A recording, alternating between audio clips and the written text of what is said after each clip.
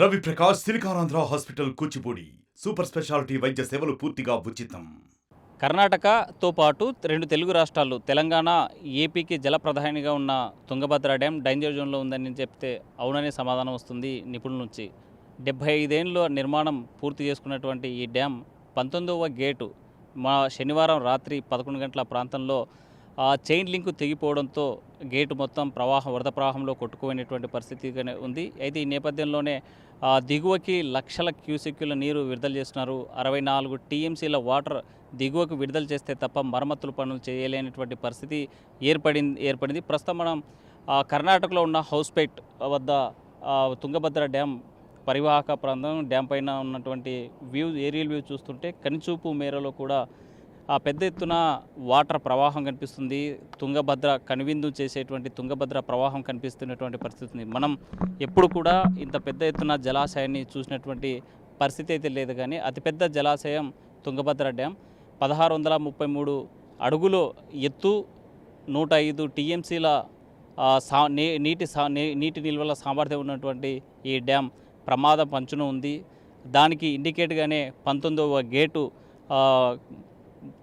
Water ప్రవాహంలో కొట్టుకుపోయినటువంటి పరిస్థితి ఉంది. అప్రమత్తమయ్యారు 3 రాష్ట్రాలకు సంబంధించినటువంటి ముఖ్యమంత్రులంతా కూడా. ఎప్పటికప్పుడు ఇక్కడ జరిగేటువంటి పనులను పర్యవేక్షించేటువంటి పరిస్థితి అయితే కనిపిస్తుంది. మనకు ఈ గేటు నిర్మాణం ఒకసారి మనం చూసినట్లయితే 32 గేట్లతో అతి పొడవున సుమారుగా 2-3 కిలోమీటర్లు పొడవు ఉన్నట్లు మనకు కనిపిస్తోంది.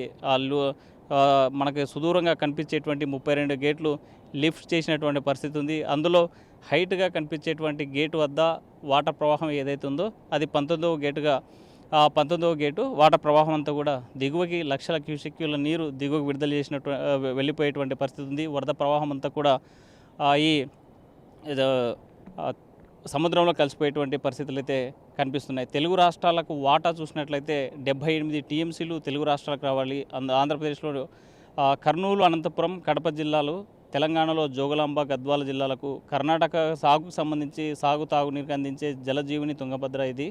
దీని గరిష్ట నిల్వల సామర్థ్యం 135 టీఎంసీలు కాక పూడిక చేరడంతో 105కు చేరుకున్నటువంటి పరిస్థితి ఉంది.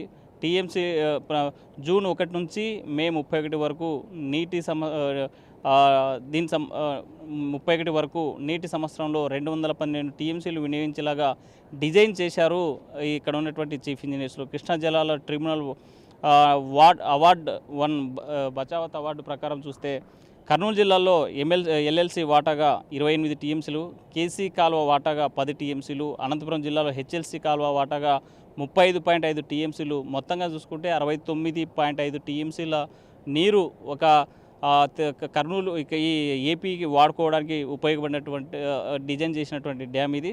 తెలంగాణ రాష్ట్రం ఆర్డీఎస్ కాలువకు 8.5 టీఎంసీల కలిపి తెలుగు రాష్ట్రాల వాటాగా 78 టీఎంసీలుగా ఏర్పాటు చేయడం జరిగింది. కర్ణాటక వాటాగా 134 టీఎంసీలు కేటాయించారు. డ్యాంలో చేరే వరదను అంచనా వేసి ఈ ధమాషా ప్రకారం ఏటా పంపిణీ చేస్తారు ఈ తుంగభద్ర డ్యాం సంబంధించినటువంటి అధికార యంత్రాంగం. దీంతో ప్రతి ఏటా ఎగువ ప్రాంతం నుంచి వచ్చేటువంటి వరద ప్రవాహం అంతా కూడా దిగువకు విడుదల చేస్తారు. ఈ తుంగభద్ర నదీ జలాలపైనే రాయలసీమతో పాటు ఏపీలో ఉన్నటువంటి జలాశయాలు కూడా ఆధారపడినటువంటి పరిస్థితి ఉంది.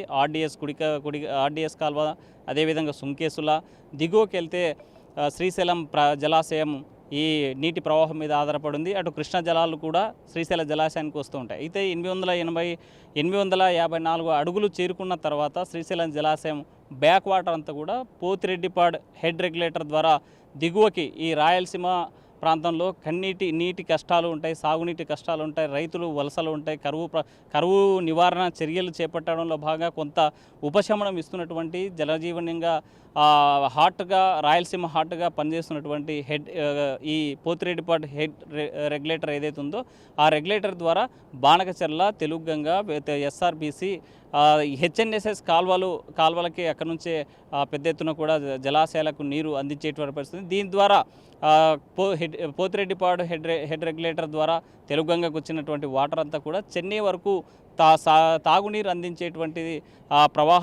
తాగునీరు అందిస్తుంది ఆ ప్రాజెక్టు. అక్కడి దాకా నీరు రావాలంటే తుంగభద్ర డ్యాంకి సంబంధించినటువంటి వచ్చేటువంటి వాటర్ ప్రవాహమే ఆ ప్రాంతానికి వచ్చేటువంటి పరిస్థితి ఉంది. మొత్తానికి చూసుకుంటే తుంగభద్ర జలాశయం డేంజర్ జోన్లో పడింది. 75 సంవత్సరాల నిర్మాణమైంది. 45 సంవత్సరాల పూర్తిస్థాయి సామర్థ్యంతో దృఢంగా ఉంటుందనే అధికారులు చెప్పినటువంటి పరిస్థితి ఉంది. ఇటీవల కాలంలోనే కన్హయ్య అనేటువంటి ఒక రిటైర్డ్ చీఫ్ ఇంజనీరు దీన్ని సర్వే చేసి ఈ డ్యాము డేంజర్లో ఉంది, దీన్ని గేట్లు మార్చాల్సినటువంటి అవసరం ఉంది అని నివేదిక ఇచ్చినటువంటి నేపథ్యంలో టీబీ డ్యామ్ సంబంధించినటువంటి అధికారులు, సిడబ్ల్యూసీ అధికారులు దాని మీద పూర్తిస్థాయి దృష్టి సారించలేదు. కాబట్టే ఇవాళ గేటు మీద ఉన్న 19వ నెంబర్ గేటు కొట్టుకుపోయినటువంటి పరిస్థితి ఉంది. వాటర్ ప్రవాహంలో కొట్టుకుపోయినటువంటి పరిస్థితి కనిపిస్తుంది. ఇప్పుడు అధికార యంత్రాంగం ఇప్పటికైనా మేల్కోవాలి. ఎందుకంటే జలాశయాలను కాపాడుకోవాల్సినటువంటి బాధ్యత రాబోయేటువంటి తరం మీద ఆధారపడి ఉంది. రాబోయే తరాలకు అందించాలి. రైతాంగం అంతా బాగుండాలంటే జలాశయాలు నిండుకుండలు తలపించేలాగా ఉండాలి. డేంజర్ జోన్లో ఉన్నటువంటి జలాశయాలు ఏవైతే ఉన్నాయో వీటికి వెంటనే తక్షణమే పునర్నిర్మాణ పనులు చేపట్టాలి, మరమ్మత్తు పనులు చేయాల్సినటువంటి అవసరం ఉంది. డ్యామ్ సేఫ్టీ యొక్క స్టాండర్డ్స్ ఏముండాయని పరిశీలించాల్సినటువంటి ఆవశ్యకత ఎంతైనా ఉంది. ఇది తుంగభద్ర డ్యామ్ వద్ద ఉన్నటువంటి తాజా పరిస్థితి. వీడియో జర్నలిస్ట్ చంద్రశేఖర్తో హుసేన్, RTV, తుంగభద్ర నుండి. మరిన్ని వీడియోస్ కోసం ఛానల్ ని సబ్స్క్రైబ్ చేయండి. లేటెస్ట్ అప్డేట్స్ కోసం వాట్సాప్ ఛానల్ ని ఫాలో చేయండి. అండ్ లింక్ డిస్క్రిప్షన్ లో ఉంది.